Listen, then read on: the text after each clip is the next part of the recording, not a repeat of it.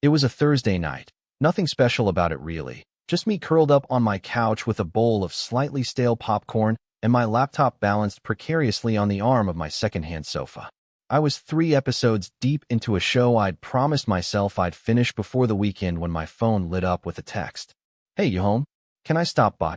It was Ethan. We'd met 2 months ago at my friend Mia's birthday party, where he'd spent half the night debating the merits of vinyl records versus digital streaming with anyone who would listen. I found his passion endearing, even if I couldn't care less about the warmth of analog sound. Since then, we'd been in this strange orbit, not quite dating, but definitely more than friends, sending memes at midnight and occasionally grabbing coffee when our schedules aligned. I glanced around my apartment, mentally cataloging the dirty dishes in the sink and the laundry I hadn't folded. "Sure," I texted back, immediately regretting it as I scrambled to make my living space look less like a disaster zone. 20 minutes later, there was a knock at my door. Ethan stood there with his usual easy smile, dark curls slightly damp from the light rain outside, wearing a faded band t-shirt I didn't recognize and jeans with a small tear at the knee. He had this way of looking comfortable anywhere he went, like he belonged in whatever space he occupied. "Sorry to drop by unannounced," he said, stepping inside and immediately kicking off his shoes without being asked. That was Ethan, presumptuous in the most charming way possible. "My phone's about to die, and I left my charger at work. Mind if I borrow yours for a bit? I'm waiting on an important email." "Yeah, no problem," I said, reaching for the charger that was perpetually plugged in by my couch. Our fingers brushed as I handed it to him, and I felt that familiar flutter in my stomach that I was still trying to decide whether to nurture or extinguish. We fell into easy conversation as he plugged in his phone. The rain outside grew heavier, drumming against my windows in a soothing rhythm that formed the backdrop to our chat about nothing and everything. His annoying coworker, my upcoming deadline, a documentary we'd both watched separately but were equally passionate about. Time has a way of slipping by when you're with someone whose company you enjoy, and before I knew it, it was nearly midnight. "I should probably head out," Ethan said, glancing at his now-charged phone. "Early meeting tomorrow." He stood up, stretching his arms above his head, revealing a sliver of skin above his waistband that I pretended not to notice. "It's pouring out there," I said, peering through the blinds at the sheets of rain illuminated by the streetlights.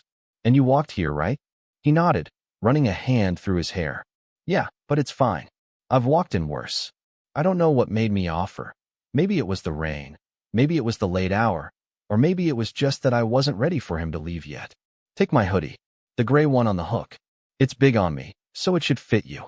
Ethan looked at me with a mixture of surprise and something else I couldn't quite place. "You sure? I don't want to leave you hoodie-less in this weather." "I have others," I assured him, though the gray one was my favorite. Soft from years of wear, with sleeves long enough to pull over my hands on cold nights. "Just bring it back sometime." He slipped it on, and I tried not to think about how right it looked on him, how seeing him in my clothes created a strange sense of intimacy that sent a warm current through my chest. "Thanks," he said, zipping it up. "I'll return it soon, promise." After he left, I settled back on the couch, trying to focus on my show but finding my thoughts drifting to Ethan. There was something about lending him my charger and hoodie that felt significant in a way I couldn't articulate.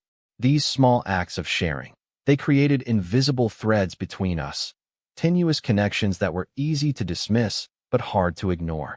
The next morning, I found both the charger and the hoodie neatly folded on the small table beside my front door. I stared at them in confusion before remembering that Ethan had a key to my building because his friend lived on the floor below me. He must have returned them early before heading to work. I picked up the hoodie, half expecting it to smell like him, but it just smelled like rain and the faint trace of my own perfume. There was no note, no text explaining the return, just my belongings back in my possession as if they'd never left. Throughout the day, I kept checking my phone, waiting for some message from him, some acknowledgement of his midnight return, but there was nothing. By evening, I'd convinced myself that I was overthinking things. People borrow things and return them all the time. It wasn't some deeply symbolic exchange that needed to be analyzed. And yet, I couldn't shake the feeling of disappointment that settled in my chest. Let me explain why this matters. Why such a simple thing as borrowing and returning items can carry so much weight in the early stages of whatever you want to call what Ethan and I had. When you're in that undefined space with someone, every interaction feels like it's setting a precedent. Every text, every shared moment, every borrowed item becomes evidence you collect, trying to piece together what this relationship is or could be. The charger was practical, utilitarian, a simple need that I could fulfill. But the hoodie? That was different. Clothing is personal. It carries your scent, your shape. Lending someone a piece of clothing is like lending them a small piece of yourself, a physical reminder of your presence even when you're not there. And then there's the returning of these items, the way they were left, silently, without interaction. What was I supposed to make of that? Was it consideration, not wanting to wake me? Or was it avoidance, a way to return what was borrowed without having to engage further? These are the questions that bounce around your mind when you're trying to read the invisible language of someone else's intentions. I went to bed that night with these thoughts still swirling, telling myself that I was making mountains out of molehills, that not everything needed to be dissected and examined for hidden meaning. Sleep came eventually, pulling me under into dreams I wouldn't remember. The sound of my phone vibrating against my nightstand jolted me awake.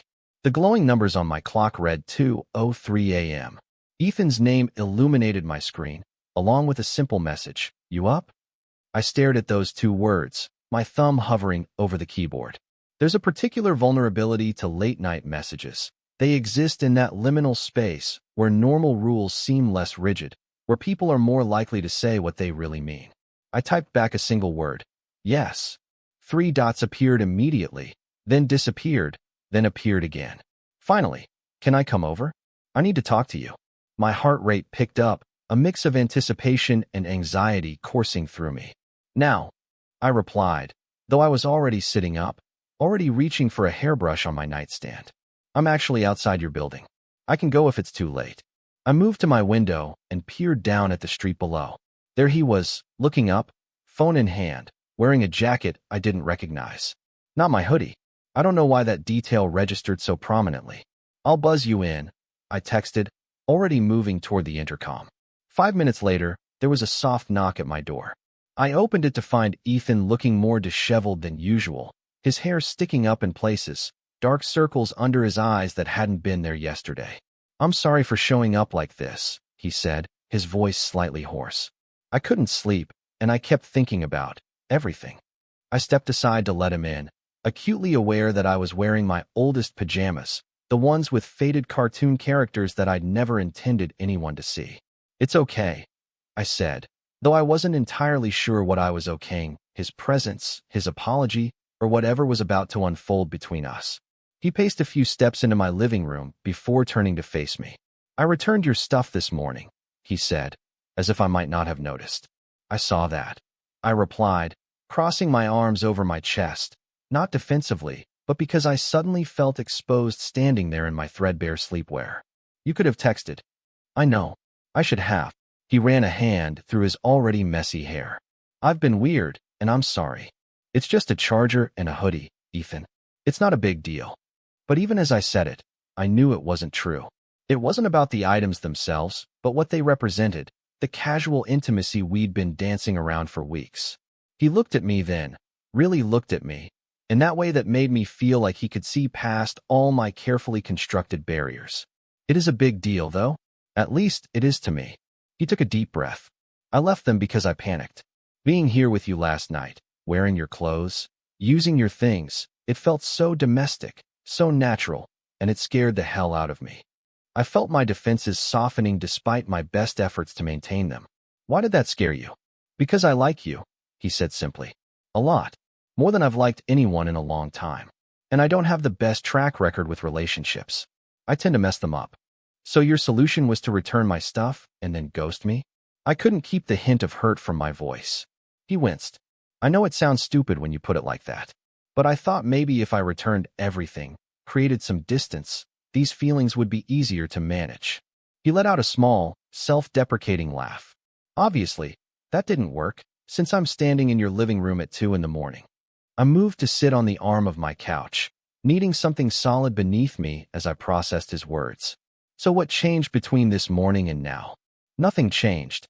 he said, taking a tentative step toward me. That's the problem. I couldn't stop thinking about you, about us, about what this could be if I wasn't so afraid of screwing it up. There's something powerful about hearing someone articulate their fears, especially when they mirror your own unspoken anxieties. In that moment, I realized that we'd both been circling the same concerns, both hesitant to disrupt the comfortable ambiguity we'd established. I'm afraid too, I admitted, the words feeling foreign on my tongue. I wasn't someone who easily acknowledged vulnerability.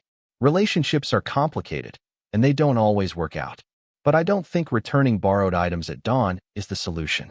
That made him smile, a genuine one that reached his eyes and eased some of the tension from his shoulders. Probably not my finest moment, he agreed. What do you think the solution is? I considered this, weighing my words carefully. I think maybe we stop pretending this is just a casual friendship. We acknowledge that there's something more here and decide together what we want to do about it. He moved closer, close enough that I could see the flecks of amber in his brown eyes. And what do you want to do about it? It would have been easy to deflect, to put the ball back in his court, but I was tired of the dance we'd been doing. I want to see where this goes, I said honestly. I want to stop analyzing every text and interaction for hidden meaning. I want to be able to lend you my charger or my hoodie without it feeling like some momentous exchange. I'd like that too, he said softly. Though for the record, I did really like wearing your hoodie. It smelled like you. I felt a flush creep up my neck at his words. You can borrow it again sometime. Properly this time, without the midnight return. I'd like that, he repeated, his gaze dropping briefly to my lips before meeting my eyes again. Can I kiss you now? Or would that be moving too fast? Instead of answering, I closed the distance between us, pressing my lips to his. His hands found my waist, steady and warm, and I felt something settle inside me, a certainty that had been missing before. When we pulled apart, both slightly breathless, I couldn't help but smile. So, I said, you borrowed my charger and my hoodie, left both behind, then came back for me at 2 a.m. That's quite a sequence of events. He laughed, the sound rumbling pleasantly in his chest. When you put it that way, it sounds like the plot of a quirky indie romance. Maybe it is, I said, allowing myself to lean into him slightly. Though I have to say, most people just text to ask someone out. They don't usually involve property exchange and pre-dawn visits. I've never been very good at doing things the conventional way, he admitted, his fingers tracing light patterns on my back. Does that bother you? I thought about it for a moment, about the uncertainty of the past few months, about the way my heart had raced when I saw his name on my phone tonight. No, I decided. I think I like your unconventional approach. It keeps things interesting. We stayed up talking until the first hints of dawn began to lighten the sky outside my window. There was something freeing about having everything out in the open, about no longer needing to guess at each other's feelings or intentions. When he finally left, with a promise to call me later that day, I didn't lend him anything. No charger, no hoodie, nothing that needed to be returned.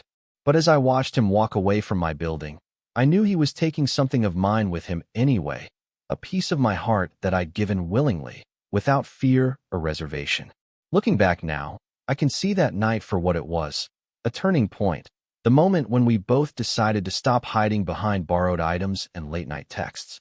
It wasn't always smooth sailing after that. Relationships rarely are.